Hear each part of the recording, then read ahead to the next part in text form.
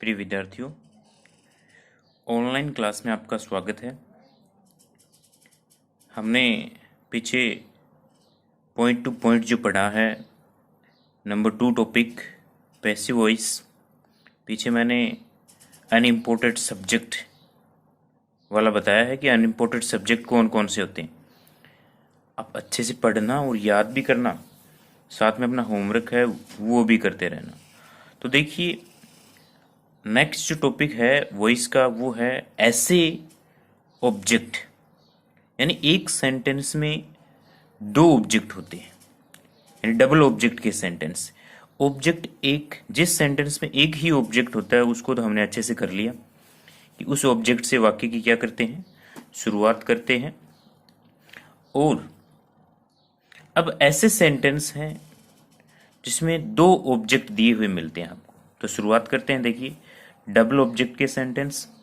Sentence आपके सामने है, देखिए पहला sentence, my father will present me a gift.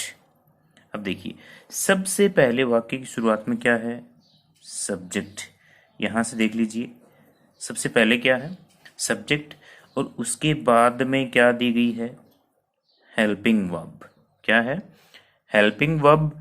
और हेल्पिंग वर्ब के बाद में आपको दी गई है मैन वर्ब। क्या दी गई है, मैन वर्ब। और मैंने सिंपल सेंटेंस में आपको बताया था कि मैन वर्ब के बाद में क्या दिया हुआ होता है, ऑब्जेक्ट दिया हुआ होता है। तो ये ऑब्जेक्ट आपका फर्स्ट हो गया। और मी देखिए, ए गिफ्ट, बीच में कुछ भी नहीं है, कोई कंजक्शन प्रीपोजिशन कुछ भी नहीं है, तो ये हो जाएगा आपका ऑब्जेक्ट सेकंड। ठीक है। अब देखिए, तो अब हमें पता कैसे चलेगा कि इसमें डबल ऑब्जेक्ट का सेंटेंस है। पहली बात कन्फर्म ये है कि इसमें से जो एक ऑब्जेक्ट होगा, यानी पहला जो ऑब्जेक्ट होगा उसे आप कहोगे इनडायरेक्ट ऑब्जेक्ट, यानी प्रोनाउन संबंधी। ठीक है, ये हो गया आपका इनडायरेक्ट ऑब्जेक्ट, जिसे हिंदी में कहेंगे संजीव। क्या कहेंगे, संजीव। और दूसरा जो ऑब्जेक्ट होता है उसे कहोगे आप डायरेक्ट ऑब्जेक्ट, जिसे क्या कहोगे, डायरेक्ट। और हिंदी में इसे क्या कहेंगे, निर्जीव। ऐसे आप पता लगाओगे इसका। यानी ये जो दिया गया ये इनडायरेक्ट है, और ये जो दिया गया है गिफ्ट, ये क्या है, डायरेक्ट है। अब देखिए शुरू से इस सेंटेंस को कि माई फादर सब्जेक्ट, ये क्या है इसकी, हेल्पिंग वर्ब। ये क्या है इसकी, मैन वर्ब। और ये ऑब्जेक्ट फर्स्ट हो गया, मैंने कहा था मैन वर्ब के तुरंत बाद क्या मिलेगा, ऑब्जेक्ट। अब ये देखिए, इसके बीच में नया कोई प्रीपोजिशन है, नया कंजक्शन है, एक प्रोनाउन है, और दूसरा देखिए ए गिफ्ट। ये हो गया ऑब्जेक्ट सेकंड। ये हो गया आपका डबल ऑब्जेक्ट का। ठीक है। अब देखिए, तो हम दोनों ही ऑब्जेक्ट से, हमारा नियम था कि ऑब्जेक्ट से शुरुआत करेंगे। अब देखिए, दोनों से बता देता हूं मैं। ऑब्जेक्ट फर्स्ट यानी इनडायरेक्ट ऑब्जेक्ट से, ऑब्जेक्ट फर्स्ट यानी कि इनडायरेक्ट ऑब्जेक्ट से शुरू करेंगे। और एक तरीका ये है कि हम डायरेक्ट ऑब्जेक्ट से सेंटेंस की शुरुआत करेंगे। पहले देखिए, ऑब्जेक्ट फर्स्ट यानी इनडायरेक्ट से करते हैं, तो नियम हमारा वो है ही कि ऑब्जेक्ट से सब्जेक्ट बनाना। क्या करना, ऑब्जेक्ट से सब्जेक्ट बनाना। तो ये मी दिया कि इसकी सब्जेक्ट फॉर्म क्या हो जाएगी, आई। क्या हो जाएगा, आई। अब देखिए टेंस कौन सा है, सेल या विल प्लस वर्ब की फर्स्ट फॉर्म, फ्यूचर सिंपल है। अब सेल या विल, तो देखिए यहाँ आपका सब्जेक्ट आई आ गया, इसके कोडिंग आप सेल लगाओगे या विल, तो क्या लग जाएगा, सेल। और मैंने क्या कहा था, सेल या विल के बाद में क्या लगाएंगे, बी। और मॉडल के बाद में भी क्या लगाएंगे, बी। आई सेल बी। अब देखिए वर्ब है प्रेजेंट, इसकी थर्ड फॉर्म क्या हो जाएगी, प्रेजेंटेड। अब देखिए यहां बस अंतर इतना ही, वैसे ही करें जैसे सिंपल सेंटेंस कर रहे थे।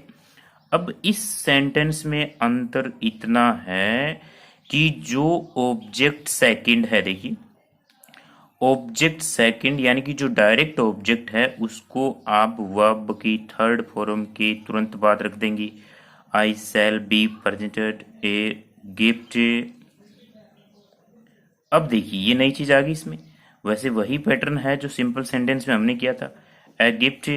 अब क्या लगा देंगे, बाई माई फादर। ये हो गया हमारा ऑब्जेक्ट फेस से। यानी इतना ही अंतर है इसमें कि अगर आप ऑब्जेक्ट फेस से शुरू करोगे तो ऑब्जेक्ट सेकंड कहाँ रखा जाएगा, वर्ब की थर्ड फॉर्म के पास। अब देखिए ऑब्जेक्ट सेकंड से इसकी शुरुआत करते हैं। ऑब्जेक्ट सेकंड क्या है, डायरेक्ट ऑब्जेक्ट ए गिफ्ट। क्या दिया हुआ है, ए गिफ्ट। अब बताओ सेल लगाओगे या विल, क्या लगा देंगे, आई और वी के साथ आपको सेल लगाना है, अन्य सेकंड थर्ड पर्सन के साथ क्या लगाना है, will. A gift will be presented.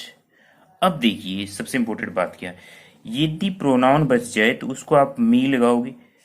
यहां पर मी का मी करना, आई नहीं करना, पर इससे पहले कनेक्टिव आप टू लगाओगे।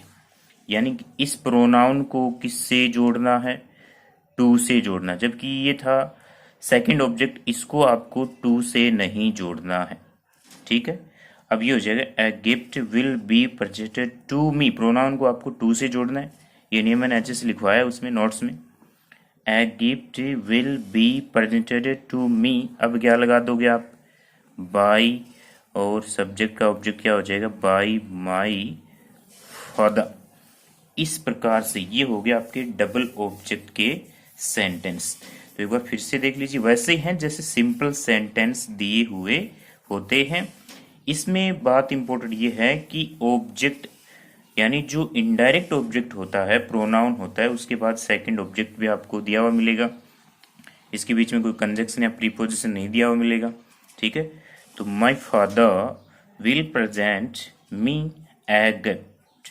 ठीक है, ये हो जाएगा इसका subject, helping verb, man verb, object first, और ए गिफ्ट क्या हो गया, ऑब्जेक्ट सेकंड। दोनों ही ऑब्जेक्ट से वाक्य की शुरुआत हम कर सकते हैं, लेकिन हमें ध्यान में ये रखना है कि यदि हम प्रोनाउन से शुरुआत करेंगे तो यहाँ सब्जेक्ट करते समय मी का आई करना है। जब आप ऑब्जेक्ट सेकंड से वाक्य को शुरू करोगे, ऑब्जेक्ट फर्स्ट यानी इनडायरेक्ट ऑब्जेक्ट को आप वर्ब की थर्ड फॉर्म के बाद रखोगे, तो आपको क्या लगाना है, टू लगाना है। क्या लगाना है, टू लगाना है। तो इस प्रकार से आपको ये ध्यान में रखने हैं। वे सेंटेंस जिनमें एक नहीं बल्कि दो ऑब्जेक्ट होते हैं, उनको इस प्रकार से करना है। अब देखिए डबल ऑब्जेक्ट के सेंटेंस हमारे कंप्लीट हो गए। अब नेक्स्ट देखिए, ऐसे भी सेंटेंस होते हैं जिसमें हेल्पिंग वर्ब के बाद में टू प्लस मैन वर्ब की फर्स्ट फॉर्म दी हुई होती है। यानी हेल्पिंग वर्ब के बाद में टू, ऐसे सेंटेंस कंफ्यूज करने वाले होते हैं। एक तो हेल्पिंग वर्ब है, हेल्पिंग वर्ब के बाद में आपको टू मिलेगा, टू के बाद वर्ब की कौन सी, मैन वर्ब की फर्स्ट फॉर्म। अब देखिए इस सेंटेंस को देखिए कि इसकी शुरू में क्या है, सब्जेक्ट। क्या दिया गया है, सब्जेक्ट। अब उसके बाद क्या है, हेल्पिंग वर्ब है जागी। वैसे हमारा सिंपल सा नियम क्या है टेंस का, कि हैज या हैव के साथ मैन वर्ब की कौन सी फॉर्म आती है, थर्ड फॉर्म। लेकिन यहां तो देखिए टू प्लस वर्ब की फर्स्ट फॉर्म दी गई, कंफ्यूज करने वाला सेंटेंस है, तो इसका नियम अलग है। यानी वे सेंटेंस जिसमें हेल्पिंग वर्ब आ गई, हेल्पिंग वर्ब के बाद में टू प्लस वर्ब की फर्स्ट फॉर्म, ये कौन सा नियम हो गया, टू प्लस वर्ब की फर्स्ट फॉर्म, और मैन वर्ब के बाद में आपको क्या दिया हुआ मिलेगा, ऑब्जेक्ट। क्या दिया मिलेगा, ऑब्जेक्ट।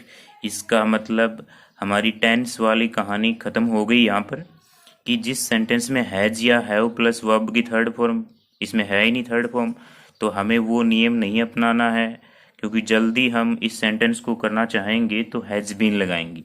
तो देखिए मैं आपको सूत्र बताता हूँ कि वे सेंटेंस जिसमें, बहुत बार पूछा जाता है एग्जाम में ही। अब देखिए वे सेंटेंस जिसमें टू प्लस वर्ब की फर्स्ट फॉर्म, तो शुरुआत करनी है आपको ऑब्जेक्ट से। किससे करनी है, ऑब्जेक्ट से। उसके बाद क्या लगाएंगे, हेल्पिंग वर्ब लगाएंगे। उसके बाद क्या लगाएंगे, टू लगाएंगे। उसके बाद क्या लगाएंगे, बी। उसके बाद मैन वर्ब की कौन सी फॉर्म, थर्ड फॉर्म। उसके बाद किसका प्रयोग, बाई का प्रयोग। और उसके बाद क्या लगा देंगे, सब्जेक्ट। यानी पैटर्न वही है, लेकिन टेंस संबंधी नियम है वो इसमें लागू नहीं होगा। इसमें टू प्लस वर्ब की फर्स्ट फॉर्म का नियम लागू होगा, क्योंकि हमारा पैटर्न यही देखिए कि हैज या हैव के बाद वर्ब की थर्ड फॉर्म होनी चाहिए, लेकिन यहाँ पर तो देखिए हैज या हैव के बाद टू प्लस वर्ब की फर्स्ट फॉर्म दी हुई है। तो अब हम इस सेंटेंस को करेंगे, ऑब्जेक्ट क्या है देखिए, इंग्लिश। क्या दिया गया है, इंग्लिश। हेल्पिंग वर्ब यही रहेगी, इंग्लिश हैज। अब देखिए उसके बाद क्या लगा देंगे, टू। उसके बाद सूत्र में देखिए क्या लगाएंगे, बी। मैन वर्ब की कौन सी फॉर्म, थर्ड फॉर्म। अब रीड की थर्ड फॉर्म क्या होती है, रेड होती है। लिखा ऐसे जाता है, रीड रेड, रेड होती है। English has to be read, no red. क्या बोलोगे इसको, रेड। अब उसके बाद बाय का प्रयोग करेंगे।